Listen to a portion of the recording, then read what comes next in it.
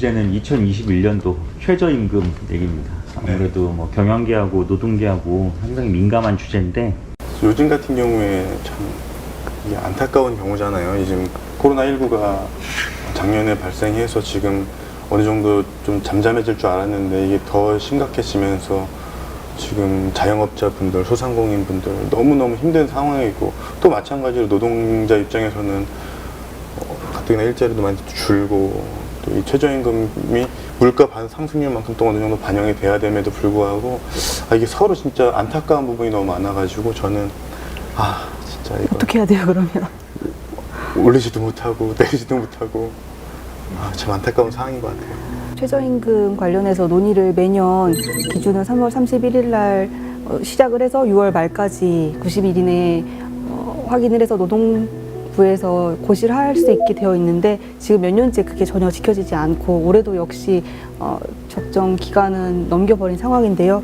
작년도 마찬가지로 또 팽팽하게 줄다리기 하다가 결국에는 1.5% 인상된 8,720원에 최종 결정이 됐죠. 올해 역시 최초에는 굉장히 큰 차이를 보였거든요. 그래서 노동계 같은 경우에는 1,800원을 처음에 제시를 했고, 노동계 같은 경우에는 올해랑 동결, 그래서 8,720원을 얘기를 했는데, 노동자 측의 입장을 좀 대변해서 얘기를 하자면, 어쨌든 우리 사회에서 최저임금 1만 원이라는 단어가 나온 것은 상징적인 단어이기도 하지만 우리 최저 생계를 보장해줘야 한다는 그런 차원에서 정말 필요한 부분으로서 사회적 공감대가 있었던 부분이거든요.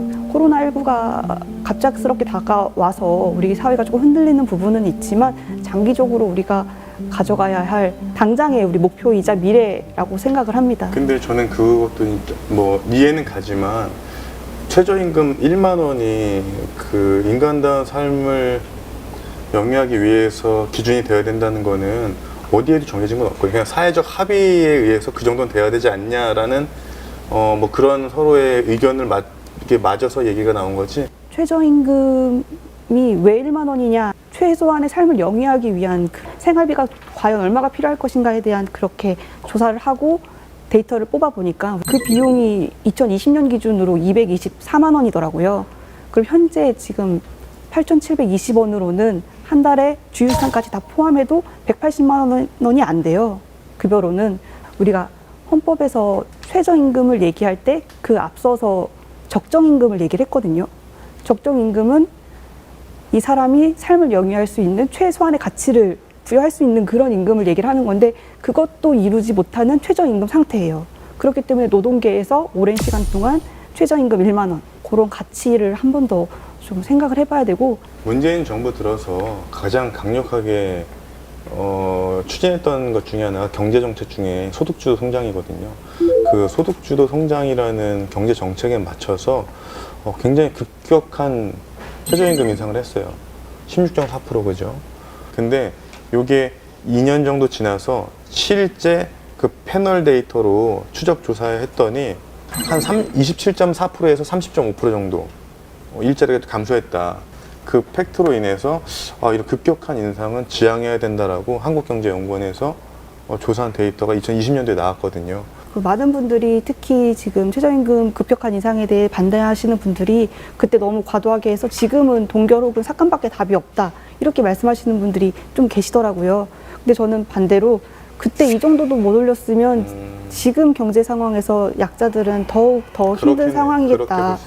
우리 사회를 지금 한 20년 동안 주로 관통했던 정책으로는, 경제적으로는 낙수효과였잖아요. 네. 낙수효과로 파이를 키워서 그 남은 파이를 나눠 먹어야 된다. 그래서 네. 파이부터 키우는 거, 기업, 대기업을 양성하는 것에 우리 정부적으로 지원을 많이 했단 말이죠. 네. 근데 실질적으로 그 낙수효과가 우리 소시민들에게는 오지 않았던 거여서, 거기에 반해서 한번 그러면 직접적으로 우리 소시민들에게 경제적인 이득을 줄 수 있게 소득을 주도해서 그분들에게 실질적으로 급여를 인상시켜서 그걸로 한번 경제를 활성화시켜보자 하는 게 소득주도 성장인 거잖아요. 그래서 거기에 대해서 이견은 분명히 있을 수 있을 거라 생각을 해요. 소득주도 성장으로 그때 경제 성장은 어땠어요? 굉장히 저는 안 좋게 봤거든요. 그리고 그 경제 지표가 다 나쁘게 나왔어요. 최저임금의 급격한 인상으로 일자리도 줄었고요. 또 52시간제로 인해서 지금 저녁이 있는 삶, 일반인들이 뭐라고 얘기하는 줄 아세요? 저녁에 시간은 좀 있어졌어. 그냥 돈이 없는 그지꼴이다. 노동자들도 그거에 대해서 만족하지 않아요. 내가 만약에 그 전에 한 200 정도 벌고 추가로 일해서 연장 근무를 해서 한 270 정도 받았어. 근데 그걸 안 주기 때문에 시간은 좀 남지만 그 밤에 나가서 저녁 때 나가서 대리운전을 뛰고 배달을 한 플랫폼 노동자로 전락한 일반인들 불만을 갖고 있는 사람들 저는 더 많이 들었거든요. 최저임금이 지금 8,720원인데 이 부분이 올해 만약에 진짜 경영계 측에서 요구하는 대로 동결이 돼버리면 우리가 분명히 경제는 어려워도 물가 상승은 됐거든요. 지금 우리가 그러면 1시간 일을 해서 슈퍼든 편의점이든 가서 얼마큼을 살 수 있을 것인가를 따져서 보면 실질적으로 인간다운 삶으로 영위할 수 있을 금액은 나오지 않을 거예요. 우리 최저임금 30년 논의하는 동안 과연 노동계를 제외하고 인상하자고 했던 측이 있긴 했을까 하는, 경제가 좋았을 때를 포함해서 과연 있었을까 하는 아쉬움이 있어서 저도 그 경영계에서 그런 식의 태도는 옳지 않다고 봐요.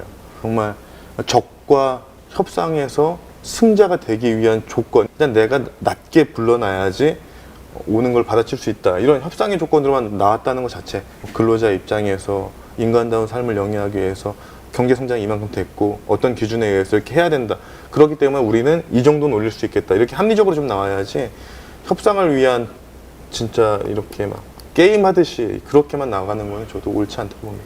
많이 안타깝죠. 지금 15년 동안 14번을 인상을 하겠다고 말한 적이 없으니까. 우리 산업계를 거의 끌고 있는 20%는 관심이 없을 거예요. 근데 실제 그 어려우신 분들, 소상공인, 5인 미만 기업, 그 80%가 직격탄을 맞기 때문에 이 최저임금이라는 게 굉장히 민감한 거거든요.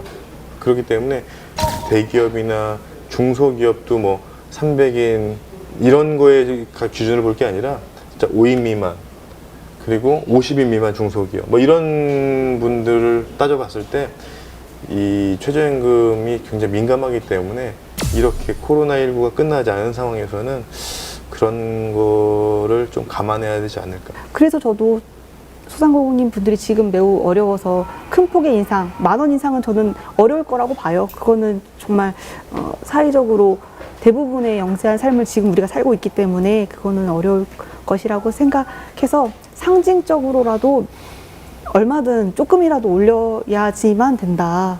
그래서 10,000원은 저는 개인적으로 어려울 거라고 보고. 그럼 얼마 정도 날 것 같아요?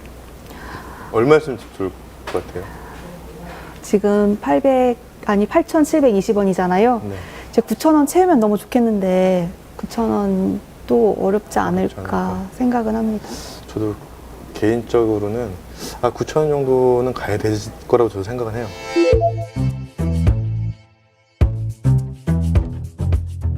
그 서울대 경제연구원에서 2016년도에 그 내놓았던 자료를 보면 그 중위 기준값과 평균 기준값을 다 해도 우리나라 결코 낮은 기준이 아니에요.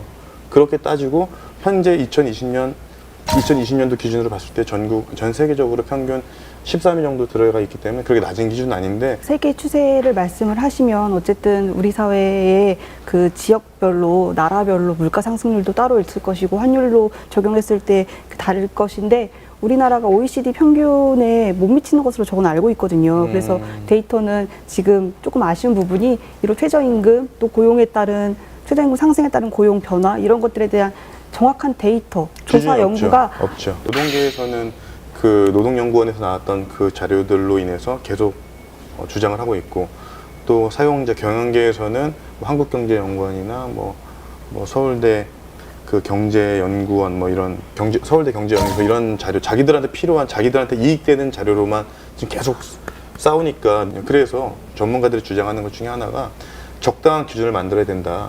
우리나라 같은 경우에 경제 규모가 작은 규모가 아니거든요. 이걸 일괄적으로 최저임금, 모든 산업, 모든 연령, 모든 분야가 최저임금으로 묶어놨다, 이 자체가 저는 잘못됐다고 봐요.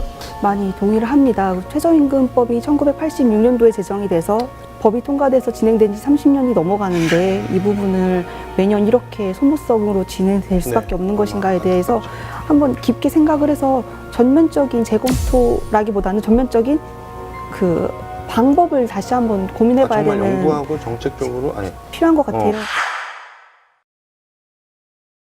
내년도 최저임금이 시급 9,160원으로 결정됐습니다. 올해보다 440원, 5% 오른 결과로 월급으로 환산하면 191만 4,440원입니다. 향후 경기 회복세를 감안해 인상폭을 늘렸지만 소상공인과 자영업자를 위해 지난 2018년과 같은 두 자릿수 인상폭은 제한했다는 해석이 나옵니다. 노동자 측은 소득 불균형을 해소하기에는 턱없이 부족하다. 사용자 측은 코로나19로 어려운 소상공인 등의 상황을 고려하지 않았다고 비판합니다.